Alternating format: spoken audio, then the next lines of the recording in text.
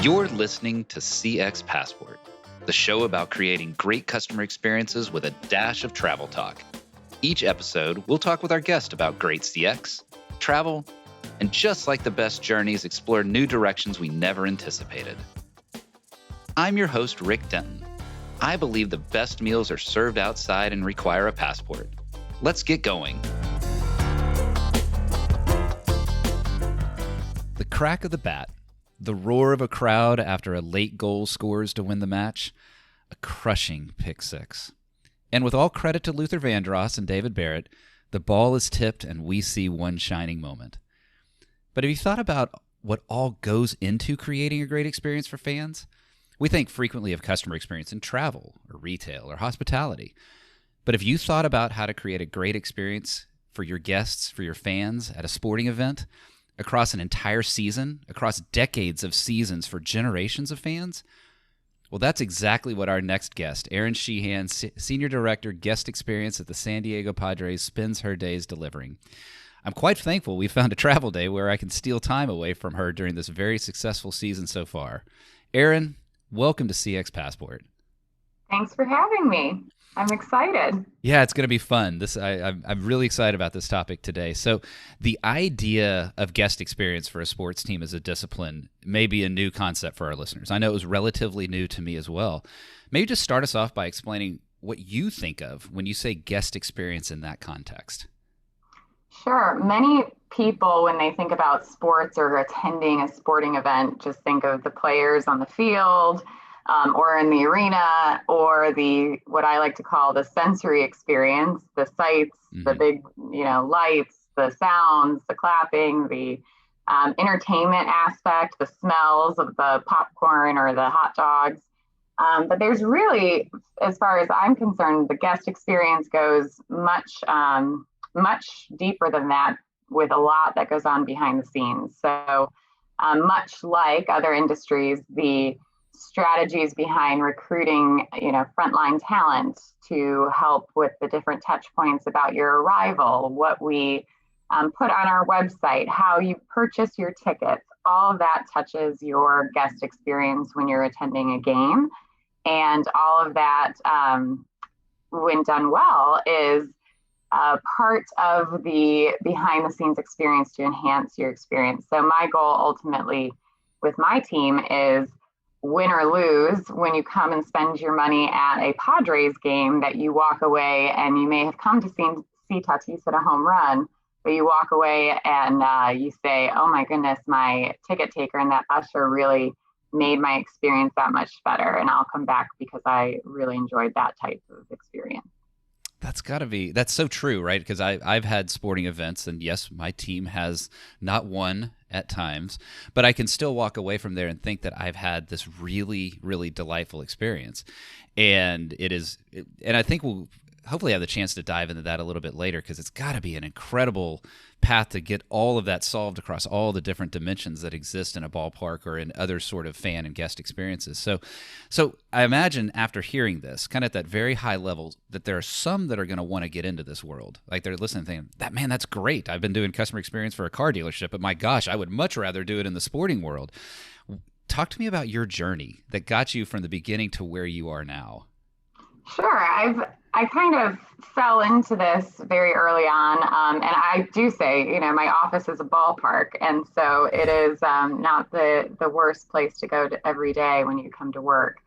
But I grew up in downtown Detroit next to the old Tiger Stadium. So I've always been around sports. Ironically, my neighbors growing up were the car attendants, parking attendants, and ushers at the old Tiger Stadium. My dad was on the grounds crew.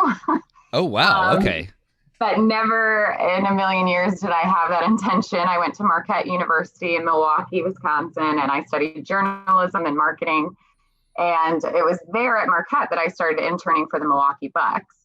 And I stayed with the Bucks for about 3 years and really learned the background and what it takes to pull off an event or a game. Fell in love with that world and the excitement of coming to a game and putting on that experience for others. So then I left the Bucks in 2009 And I came down to the Atlanta Braves and was a part of the Braves for about 10 years, built the new ballpark, was a part of that whole transition, and spent a little bit of time in the College Football Hall of Fame in Mhm. Atlanta. And I had become very involved in the guest experience world for MLB and for our league. And it was then that my counterpart at the time for the Padres called me, and he was moving up to SoFi Stadium in LA, Cameron Durham. And they had an opportunity here in San Diego. So I came over to San Diego a few years ago, and that's how I landed here. Boy, it's going to be hard to imagine a world where you're not in San Diego. I imagine it's just absolutely lovely out there. And you're right. The opportunity to have your ballpark as an office has got to be fantastic. So as you think through that journey, right? So you've gone to those different things. You've followed this evolutionary path, but there's got to be something that is sort of driving kind of your approach to guest experience or fan experience that has kept you in this world. What is it that's sort of saying, "Hey, I love this is where I want to be, serving our fans, serving our guests, and helping them have that delightful experience." Yeah, I remember when I was with the Bucks, just starting my career, and not knowing, really what a career in sports on the non-sales side really meant. Um, and I interned, and I'm forever grateful for that experience in Milwaukee because I really got a chance to dabble in all of the different departments, from sales to service to PR to communications to community affairs. And I kind of landed in guest experience or fan experience up there, and it was because they needed the most help at the time. And it really was the niche for me because and over the years, it's evolved into the one-on-one individual making memories for families and individuals who are coming to games, no matter the sport. That does not change. It didn't change between basketball, baseball, or any of the other experiences, about the families who write in and say, hey, I want to bring my grandfather to his first game. Hey, my child is a huge fan of whatever player. Do you Mm-hmm. think that it could be a special experience when we come? And being a part of that and teaching and training your frontline team to be empowered to create those memories, whether or not they're able to get a foul ball or a game used ball or a autograph that day that their intention was, you can really be a part of making family memories. I just met a family at our games this week that I hadn't seen in 15 years. And Wow. they came to San Diego traveling from South Carolina, and now their kids are grown up. And I saw them in Atlanta many years ago when they were young, and we had a special just service recovery experience, and they looked me up. So it's a part of that I think is really empowering about the world of guest experience. It's not just complaints. It's not just cold Mm-hmm. hot dogs and fixing problems. It's so much more than that. There's something unique about sports that it gets at the heart. If you're a fan, or to take the European soccer, a supporter, it's like it becomes your life. I mean, my goodness, we've seen. If you take the European soccer world, how intense the fan connection was, to the point of protesting major corporate decisions that were made on behalf of the team. And so your world being able to connect with the heart of the customer, I like what you said, that, hey, it's, yes, we do the service recovery on the hot dogs, but we're really more about building those memories. And I can absolutely speak to the fact that the memories that I have created with both my son and daughter have been deeply cemented in moments of sports and the delight that comes out of that. It's a passion, right? It's a passion for the sport, but it's a passion that bridges generations, as you said, and the memories that, baseball specifically, people travel to see the stadiums or the ballparks, and they don't even care who's playing. And it's a whole culture that I always say it brings together, much like an airplane. You never know who you're going to be sitting next to Oh at a yeah. game. And so it kind of brings together this very cool group of passionate people that you can learn from, no matter where you are in the world. Oh, that's awesome. Well, let's pivot to travel then, because I like that you brought that up. So specifically sports travel, but I'm going to be asking about you, not your guests. Now, you can't answer San Diego because I would imagine you would say that. But so other than San Diego, what and where is your favorite sports experience? So I have been honored to stay in touch with a former boss of mine, Matt Lynch, and he has started his own company, Moonshot, and he brings me along for consulting on some of his projects. So one of the coolest travel sports experiences I had was with him and his team at the NFL London games. Oh, yeah. So it was just eye-opening for me. I had been to London before, but not representing the NFL and teaching people in England about American football. And that whole experience was very fun. It was really a neat way to expand the sport globally.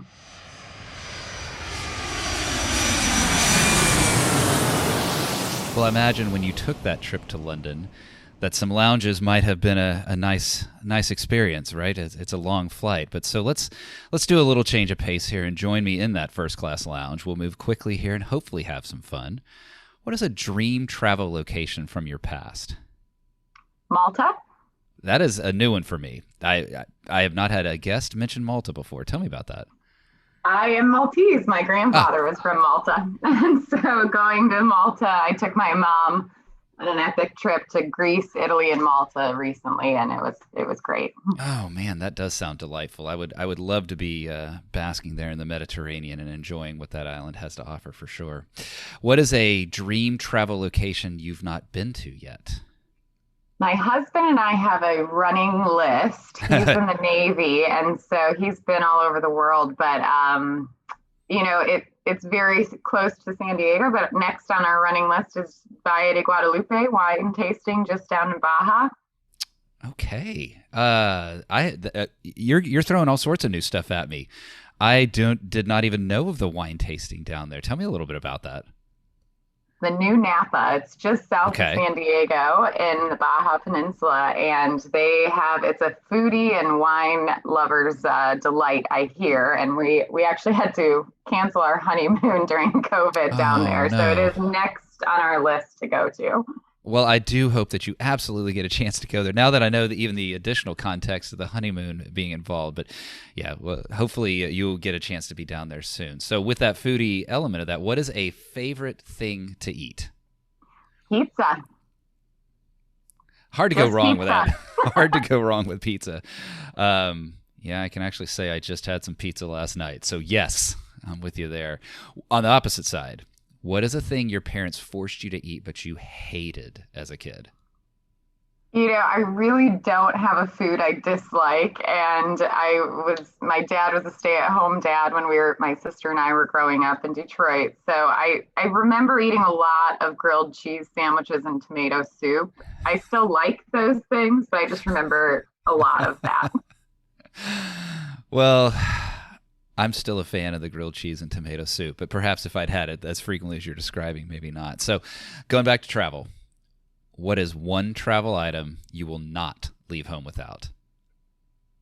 Good shoes, good walking and running shoes. I've tripped across enough cobblestone streets that I've learned my lesson that traveling shoes are important.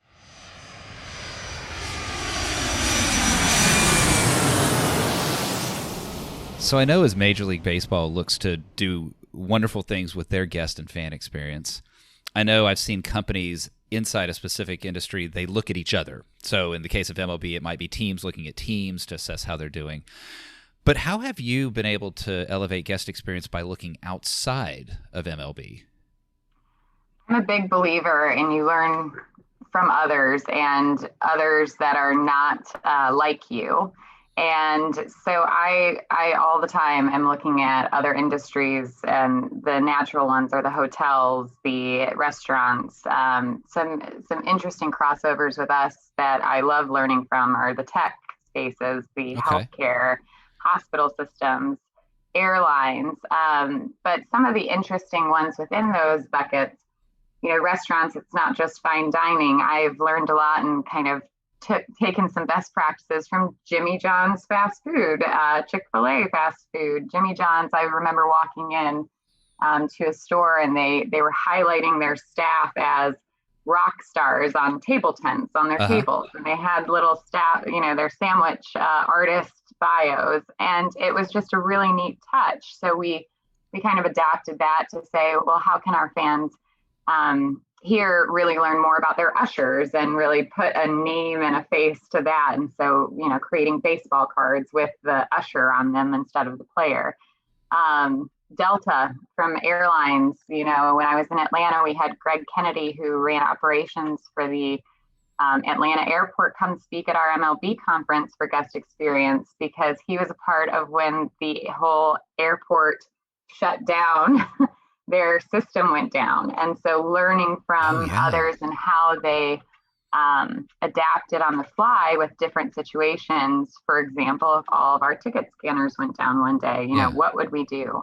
And how would we quickly pivot? So learning from those experiences are really beneficial. I'm always, as everyone in this industry is, you're always analyzing and looking. I mean, during COVID, you're looking at signage. How can we display the same signage, but in a unique and meaningful way? We used the tagline, play it safe, Mhm. building upon baseball. You don't always Right. just have to use the same language. How do you stand out? If I am a guest at a hotel, I remember going to New York many years ago now and staying at the Ritz. And they just casually mentioned when we were booking our trip that we were going to see Chicago, the Broadway play. Mhm. When I got into my hotel room, there was the CD playing the soundtrack of Chicago, and I thought I That's walked awesome. into the wrong room. Oh. And they said, no, we hope you enjoyed your time in New York City. So I always say, well, if if we know little personalized touches like that, that memory stays with you, and it can create loyal customers and really repeat business if you just take the extra time to go above and beyond with your service touches. So I think all the time about places in other industries that you can cross over and use best practices on. Yeah, that what you're describing is getting back to that heart, right? The heart, the meaning, the moment to be able to make something meaningful for someone. But even the things that you're describing there was such a process. There was such an operations element to that. These things didn't happen. Somebody had to hear what you said to the Ritz. They had to record that, get it to the right person somehow, and probably there's been other Chicago fans there that they're able to play the CD in the room, but there's a process there. And so I'm sitting here thinking about a sporting event, and I'm visualizing walking in, to Globe Life Field here in Arlington, Texas, and there's so much involved. You've already mentioned several things, but it's one thing to make it a functional experience for a fan. But I know you're working to make it truly meaningful, not just functional. So how does your team, how does guest experience work together with all of those operational functions to create those meaningful experiences? It really does take a team. It sounds cliche, especially in sports, to use Yeah, teamwork and right. team words, but it really does, and quite often, and very common even in other industries. You're working with contracted partners all the time. Our contracted partners are our security team, for example, our food and beverage team, our housekeeping team, Yeah. all different organizations working together to pull off an event. And so you really do have to purposefully, and it's often, at least in my world, driven by our guest experience team working together with all of those partners to have a joint strategy as basic as what kind of talent are we going to decide to recruit to work here Yeah. on our campus? And we all have to be aligned on that vision. What kind of training component will we align ourselves on? What are the basics that we expect in every interaction with every single staff member, no matter their role? Can we have a joint, and we do at the Padres, recognition strategy and program? Because it really does take all of us to make that true experience align. And things like if someone calls into the front desk, or in our world, the ticket line, and mentions something, how does that get to the end user Yeah. frontline staff? And how do we efficiently communicate those things? At Petco Park with my team, we came up with a service vision and values system. So ours is the Petco Park Promise. Okay. And we have 3 service values: care, connect, and exceed. And that's what we train on. We put it on all of our job descriptions for an usher, for a ticket taker. No matter your role, you are committing to that Petco Park Promise when you sign up, when you apply to work for us.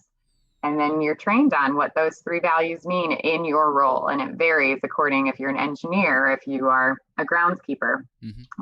Those details will vary, but the overall promise is the same and those values are the same. So that at the end of the day, when you're struggling to make a decision, or really as an empowered frontline staff member, if you are wondering if you should or how you can make a memory or enhance an experience, you go back to that care, connect, exceed, and that's what you're trained on, that's what your recognition program is on, and that's what our measurement, for example, our analytics measure if we are being successful on.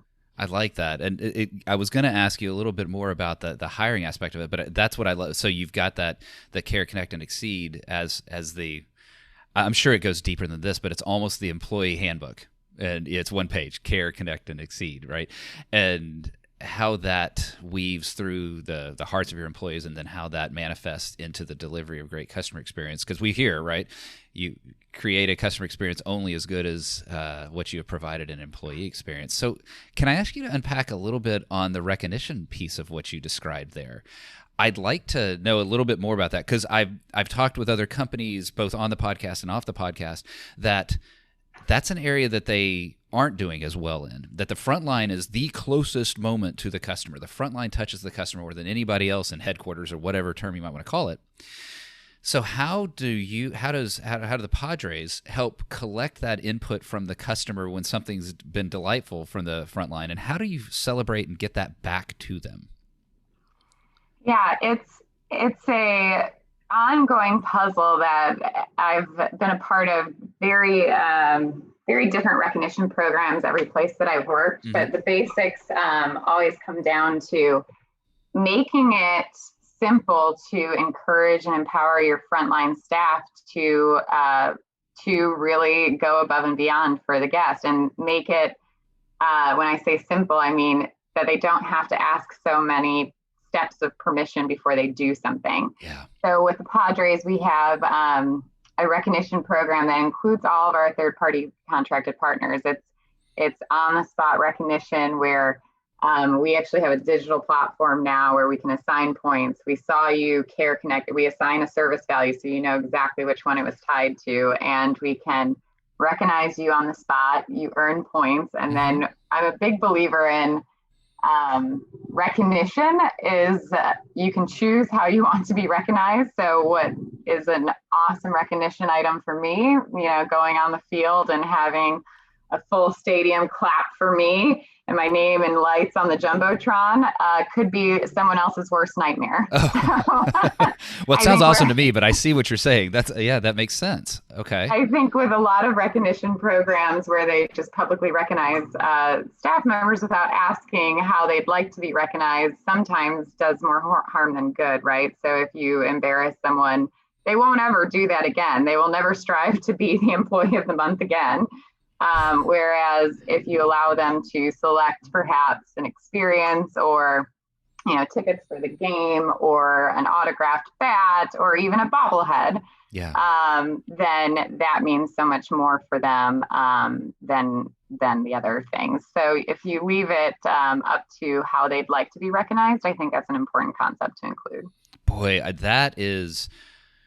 I could probably ask you about 3 more hours of questions, because I love the world that you're in, but I'm very tempted to close on that, because you have said something incredibly vital there, and that is you're listening to your employees, and that you've empowered them through the principles that we're talking about here of what are the fundamentals of the behaviors that we expect when we're interacting with our guests at the San Diego Padres. And then we're listening to the employees. You and I are just talking about recognition, but I've got to imagine that weaves itself into other areas to listen to the employees, to hear what the employees are saying about the customer experience when it may have fallen short, that a fan had a experience that wasn't delightful, or the reverse. Hey, a fan mentioned something, and that is a memorable moment that you can then create for the future. I really like the approach that y'all are taking there, Erin.